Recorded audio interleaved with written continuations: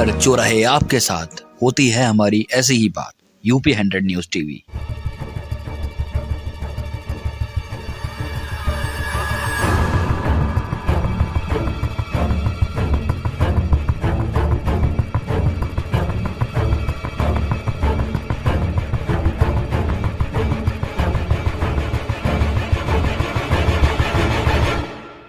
ज्ञानवापी में शिवलिंग के दावे के बावजूद हिंदू पक्ष का केस हो सकता है खारिज। ज्ञानवापी मस्जिद विवाद में हिंदू पक्ष का दावा खारिज हो सकता है। अंजुमन इंतजामिया प्रबंध समिति ने सुप्रीम कोर्ट में एक अपील दायर करके कहा है कि ज्ञानवापी परिसर का सर्वे कराने वाला वाराणसी सिविल कोर्ट का आदेश स्पष्ट रूप से the places of worship act 1991 का उल्लंघन है। इसके बाद ज्ञानवापी विवाद की पूरी बहस इसी कानून के इर्द गिर्द टिकी हुई है। आज में हम the places of worship act और उससे जुड़े सभी पहलुओं को आसान भाषा में बता रहे हैं। The places of worship act उपासना स्थलों के बदले जाने से रोकता है। एक्ट के मुताबिक 19 अगस्त सन 1947 को उपासना स्थल जिस धार्मिक रूप में थे वह बरकरार रहेंगे। यानी आजादी के वक्त अगर कोई मस्जिद थी तो बाद में उसे बदलकर मंदिर, चर्च या गुरुद्वारा नहीं किया जा सकता। ये कानून 11 जुलाई सन 1991 को लागू किया गया था। इसमें कुल 8 सेक्शन है, जिसमें से 4 सबसे महत्वपूर्ण सेक्शन है। वर्सेज ऑफ वर्शिप एक्ट की धारा 3 कहती है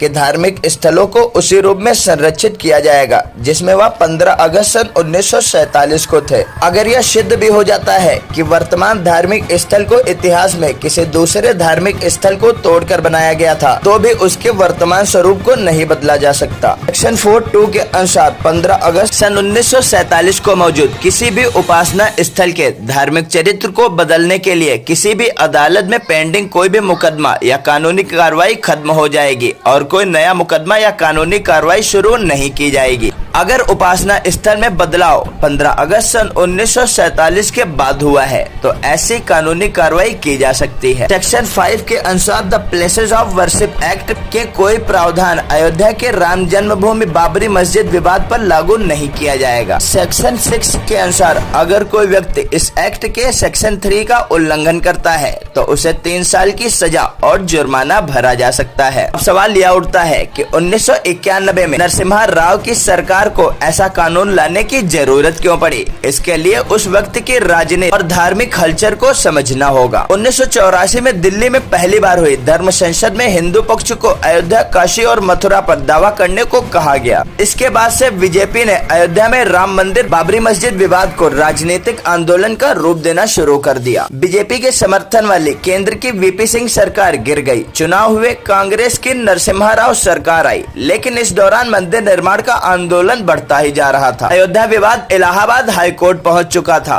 इसी बीच अयोध्या के साथ काशी, मथुरा का भी मामला उठने वाला था। तब केंद्र सरकार को लगा कि देश भर में अलग अलग धार्मिक स्थलों को लेकर ऐसे विवाद बढ़े तो हालात बेहद खराब हो जाएंगे। ऐसे में नरसिम्हा राव सरकार ने 11 जुलाई सन 1991 को वर्सेज ऑफ वर्शिप एक्ट 1991 लेकर आई। एक्ट का मकसद अयोध्या राम जन्मभूमि आंदोलन की बढ़ती तीव्रता और उग्रता को शांत करना था। 1991 में नरसिम्हा राव सरकार जब यह कानून लेकर आई तो उस समय संसद में बीजेपी ने इसका पुरजोर विरोध किया। उस समय राज्यसभा में बीजेपी नेता अरुण जेटली और लोकसभा में उमा भारती ने संसदीय समिति के पास भेजने की मांग उठाई। हालांकि विरोध के बावजूद एक्ट राज्यसभा में पास हो गया। मंदिर विवाद पर फैसला आने के बाद काशी और मथुरा सहित देश भर के लगभग 100 मंदिरों की जमीन को लेकर दावेदारी उठने लगी। हालांकि वर्सेज ऑफ वर्शिप एक्ट 1991 के कारण दावेदारी करने वाले कोर्ट का रास्ता नहीं चुन सकते थे। इसी बात पर विवाद है। सुप्रीम कोर्ट के वरिष्ठ वकील कपिल मदान का कहना है कि इस सर्वे का कोई मतलब नहीं है। उन्होंने कहा कि विवाद की शुरुआत एक अपील से हुई थी जिसमें पूरे साल पूजा करने की अनुमति मांगी गई थी। अगर आप सिर्फ पूजा करना चाहते हैं तो ये सर्वे कराना और शिवलिंग के दावे करना बेवजह है। प्लेसेज ऑफ वर्शिप एक्ट का सेक्शन 4 साफ तौर पर कहता है कि आप उपासना स्थल का धार्मिक कैरेक्टर नहीं बदल सकते।